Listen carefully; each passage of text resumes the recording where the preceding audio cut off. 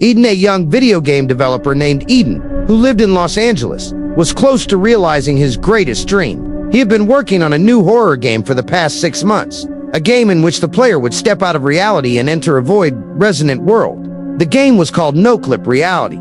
Eden was obsessed with coding and virtual environments. He would sit in front of his computer for hours without eating or drinking. Often, even at 3 in the morning, lines of code would glow in the dim light of the monitor in his room. One night, while he was testing the game's physics engine, he noticed a strange glitch. Everything went black for a moment between camera controls. Then a yellow wall appeared on the screen. There were spots of moisture on the wall. Fluorescent lights flickered on the ceiling. Eden paused the game in surprise, but the cursor wouldn't move. He tried to turn off the console, but the screen froze. The next moment, a faint scream came from the monitor, and everything spun. Eden found himself on the ground. The same yellow wall in front of him, the same flickering lights, and the same faint, rotten smell. "Is this a game?" he whispered to himself.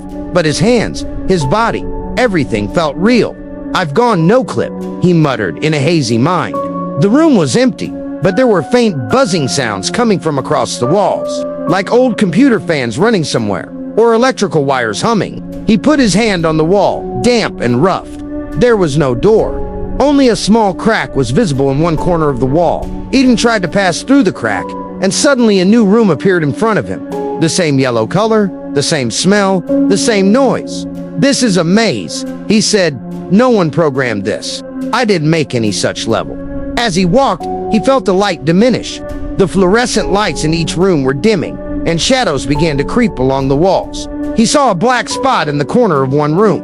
As he got closer, he felt the spot move. He called out, "Who's there?" There was no answer. But the next moment, the spot lengthened and separated from the wall, taking the form of a sphere. Two blurry, white, empty eye sockets, like spectacles, stared back at him. Eden tried to back away, but the floor was slippery. He fell, and when he looked up, the shadow had disappeared. WLCOHMH whispers began to echo in his ears, as if several voices were speaking at once. "There is no way out here. It is impossible to go back. You made us." Eden covered both ears. No, this is just a game. Just a game." He started running quickly, from one room to another, then a third, then a fourth. Every room was the same. No windows, no doors, just yellow walls and echoes.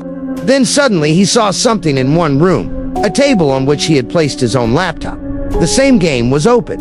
The screen read lines of code and level. Backrooms _01. He went closer and grabbed the mouse, but the cursor started moving on its own. The screen started typing. "Welcome back, creator."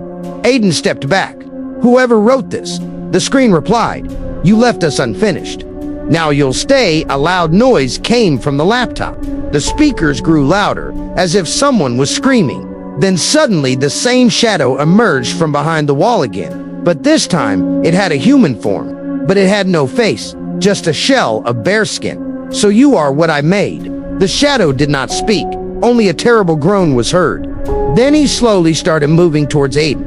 Aiden jumped up and picked up the laptop and tried to close the game. But every time he pressed exit, only one sentence appeared on the screen. "No escape." He ran towards the wall and hit it hard. But as soon as he hit the wall and passed through, he reached another room. Now the walls had changed color, dark red spots and black moisture. In place of fluorescent lights, bulbs hung from the ceiling flickered. This is a new level. A heavy breathing sound could be heard from close by. Eden turned back and saw a long, black creature behind the wall. Its hands reached the ground, and its joints made a soft creaking sound as it walked. Eden started to back away, but the thing started crawling closer. "You made us, but you left us. Now you can't go either." The voice echoed in his mind. Eden started to run, screaming. The rooms changed one after another. Water was dripping somewhere. Shadows moved on the ceiling somewhere. In one room, he found his own face painted on the wall in blood. All this was not part of my code. He opened the laptop that was still in his hand. A new message flashed on the screen. The Backrooms evolved themselves. His hands began to tremble. "I have to go back. I have to go out." He typed on the keyboard, typed the command, "Exit reality," but the answer on the screen was, "Access denied." Suddenly, the lights went out. The entire environment was plunged into darkness. Only the sound of breathing remained and crawling from somewhere in the distance. Aiden tried to take out his mobile, but there was nothing in his pocket. Then a faint white light appeared on the wall, as if a message was being written. Follow the hum. He listened carefully.